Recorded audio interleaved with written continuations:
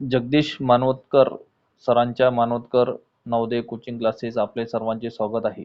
आमचं Manvatkar Navodaya online YouTube channel subscribe करा, share करा आणि कमेंट करा. आज आपण पाहणार आहोत एक मराठीचा उतारा. नवोदयच्या अभ्यासक्रमासाठी हा उतारा खूप आवश्यक आहे. आता उतारा आपण पाहणार आहोत. ओके.